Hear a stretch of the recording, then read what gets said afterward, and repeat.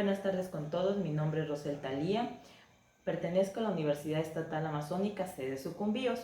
Hoy les voy a explicar el ciclo biológico de Polypodium vulgare y de Equisetum arvense. Iniciamos con el ciclo biológico de Polypodium vulgare. Como podemos ver, tenemos aquí el esporofito, que en sí es la planta y que se caracteriza por ser diploide. Tenemos la presencia de un rizoma subterráneo con crecimiento horizontal, como podemos ver. Tenemos las palias y las raíces adventicias.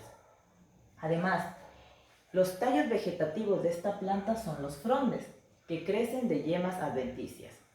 Aquí existe la prefoliación de los frondes, que en su estado inicial pueden ser plegadas o circinadas. Además, cada uno de estos frondes se caracteriza por tener un peciolo, un nervio principal, el raquis y también la presencia de la pinna, que ésta no se encuentra dividida en pínnulas. Además, en la cara adacial podemos encontrar los soros, los cuales son un carácter taxonómico muy importante de esta planta. Luego tenemos a la formación de los soros, que comienzan con una célula inicial, la cual se parte y se rompe y comienza a dividirse mediante un proceso de mitosis, como se puede observar en la imagen. En este caso, el esporangio va a ser pedicilado y tiene varias células de pedicelo, los cuales lo levantan sobre la superficie de la epidermis del fronde.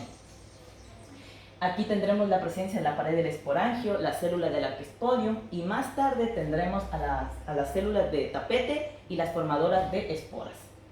Asimismo, tenemos aquí a las células madres de esporas, las cuales van a recurrir a un proceso de meiosis para poder formar lo que son las esporas haploides.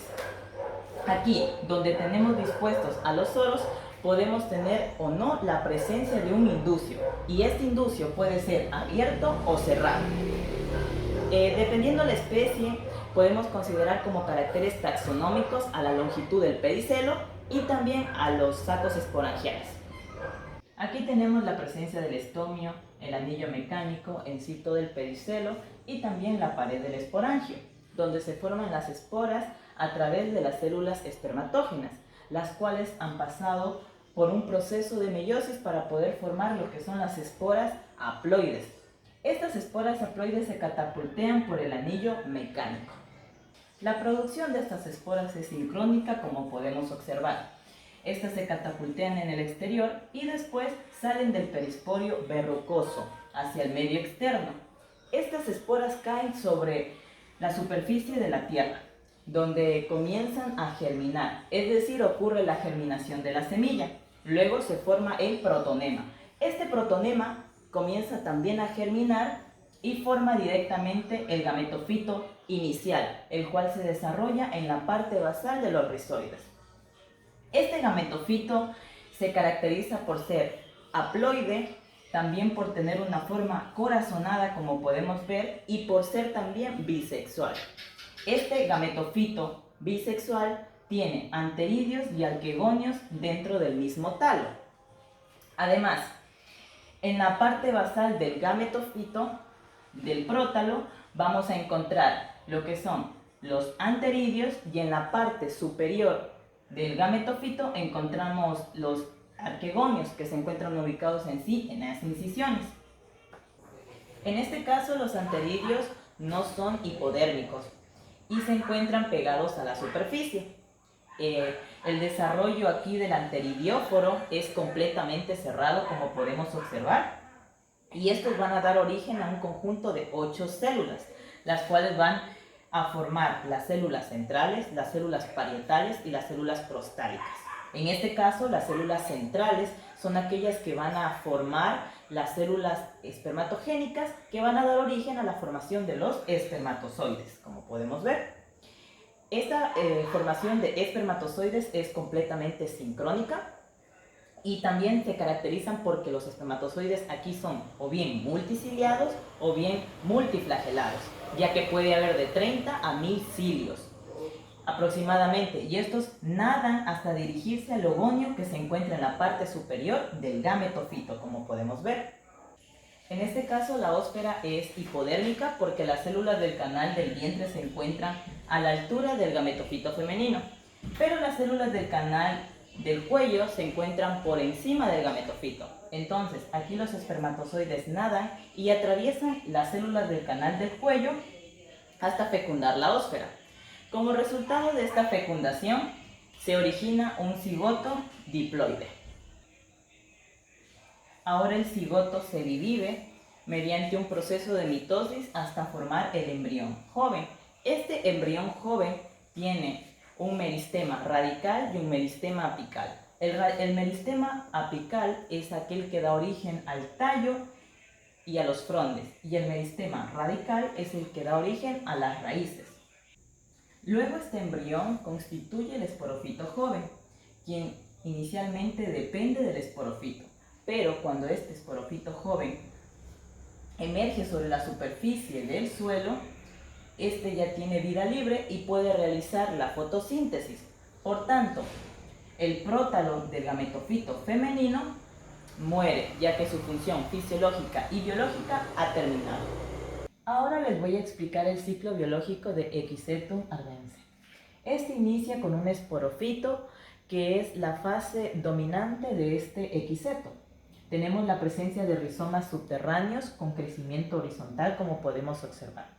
A partir de estos rizomas se van a desarrollar tallos aéreos, que son erectus patentes y tienen un crecimiento definido, en donde cada uno de estos tallos aéreos va a terminar en un estróbilo.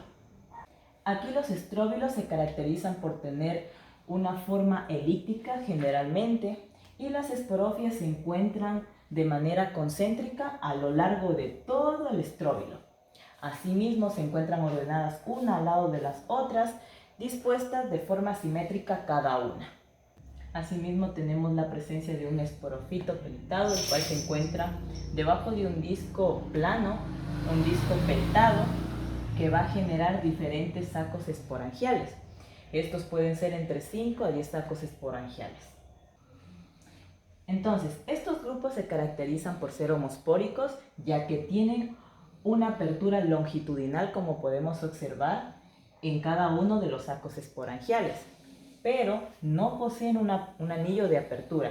Entonces, cada uno de los esporofitos se unen al estróbilo principal mediante un pedúnculo directamente.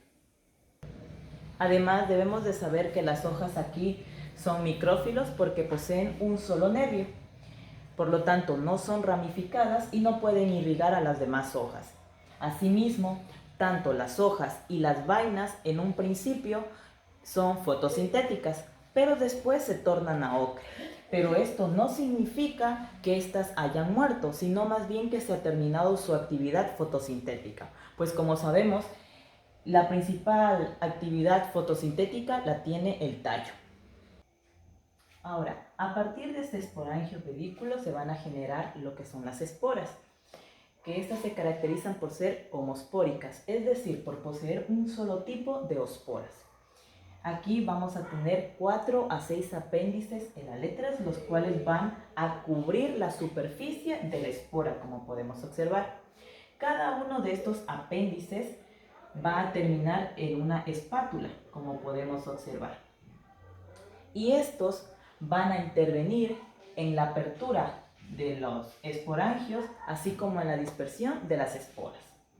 Después, estas esporas caen al sustrato y tienen que germinar. La germinación de estas esporas depende del agua, ya que esta es muy importante para la reproducción. Luego se forma el gametofito, que es unisexual, porque tiene gametofito masculino y gametofito femenino, en donde el gametofito femenino se caracteriza por ser más grande y más ramificado en relación al gametofito masculino.